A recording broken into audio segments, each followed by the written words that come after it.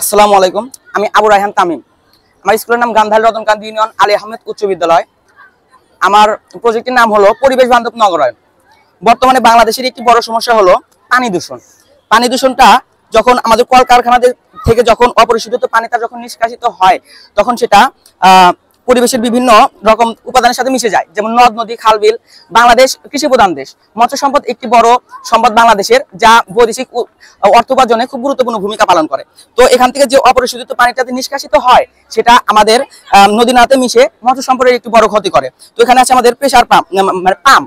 এই পাম্পের মাধ্যমে সেই পানিটা নিষ্কাশিত করে আনা হয়। আনার পরে সেটা এখানে আছে আমাদের প্রাথমিক ছাঁকনি, যে অপদ্রব্যতা নিষ্কাশিত হবে সেটা কঠিন এবং তরল মিশ্রিত হতে পারে।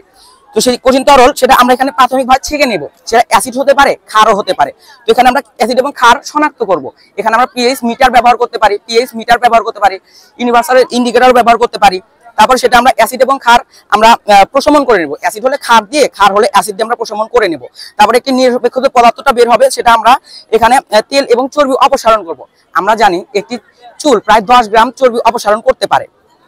তো আমরা সেখানে অপসারণ করার পরে সেটা আমরা এখানে কেমিক্যাল কোঅগুলেশন বিষয়টি কেমন, সেটা কেমিক্যালের মাধ্যমে, কেমিক্যাল দ্বারা সেটাকে অণুজীবগুলো যে আছে সেটা ধ্বংস হয়ে যায়। এখানে আমরা ফিটকিটি ব্যবহার করতে পারি, পটাশও ব্যবহার করতে পারি।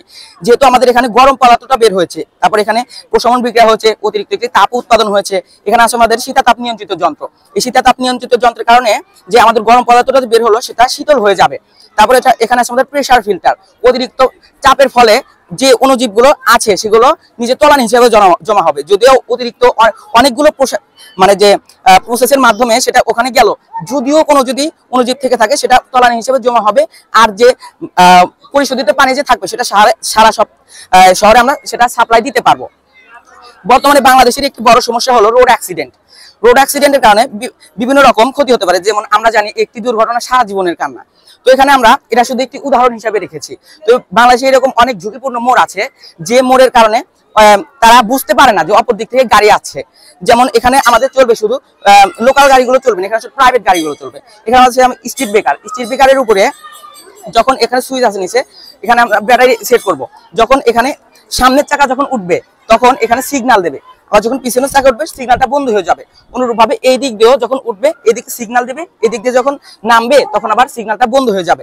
যার কারণে আমরা এখানে অপর দিক থেকে আমরা বুঝতে পারবো যে অপর দিক থেকে গাড়ি আসছে, যার কারণে একটি বড় দুর্ঘটনা এখানে রোধ পেল।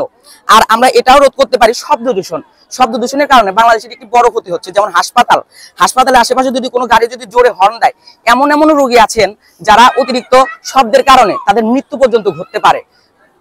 তো এখানে শব্দ দূষণটা রোধ পেল। তারপরে এখান থেকে যাবে শুধু আমাদের প্রাইভেট গাড়িগুলো, আর এখান থেকে যাবে হলো মালবাহী গাড়িগুলো। আমরা যেন ভরবেগী সূত্র অনুসারে অতিরিক্ত যদি ভর যদি নেওয়া হয় একটি গাড়ির, তাহলে ভর এবং বেগের সূত্রের কারণে সেটা ধরেন যে একটি গাড়ি ব্রেক কষলে পারে 5 সেকেন্ডে সেটা থেমে যাবে, কিন্তু আমাদের এখানে অতিরিক্ত ভরের কারণে সেটা থেমে যাচ্ছে 20 সেকেন্ডে। যার কারণে অতিরিক্ত দূরে এটা গিয়ে থামছে, যার কারণে একটি বড় দুর্ঘটনা হতে পারে। তো এখানে আছে আমাদের এআই এর মাধ্যমে সেটা এখানে সিসি ক্যামেরাকে সে সিগন্যাল দেবে। সেই সিগন্যাল মাধ্যমে আমরা গাড়ি হলো 3 ধরনের, নিম্ন, মধ্য এবং উচ্চ সাইজের। তো সেই সাইজগুলো সে ইন্ডিকেট করবে। করার পরে এখানে আমাদের ওজন মেপে নেওয়া হবে। মেপে নেওয়া হওয়ার ফলে যদি অতিরিক্ত যদি ওজন হয়, গাড়ির ওজন এবং মালের ওজন যদি অতিরিক্ত হয়, তাহলে সে এখানে নো উঠবে, যার কারণে সেটা আর এগোতে দেওয়া হবে না। আমরা এখানে সেটা স্থানান্তরিত করব। তারপরে সেটা আমরা তার বিরুদ্ধে পদক্ষেপ নেব। পদক্ষেপ বিভিন্ন রকম হতে পারে। তারপর যদি সেটা যদি ওকে হয়ে যায় তাহলে ওকে সে যেতে পারবে। That's all.